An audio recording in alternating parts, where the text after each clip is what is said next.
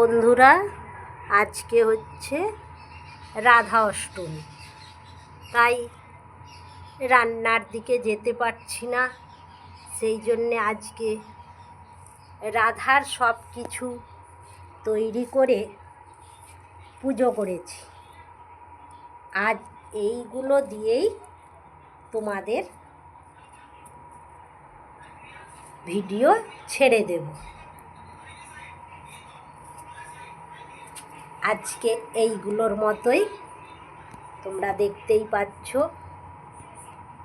রাধারানীর জন্মাষ্টমী এইভাবে আমরা পালন করেছি।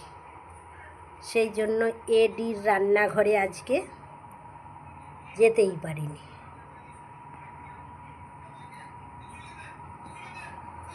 এগুলো সবই বাড়িতে তৈরি করেছি, তাই কাজের ভেজালে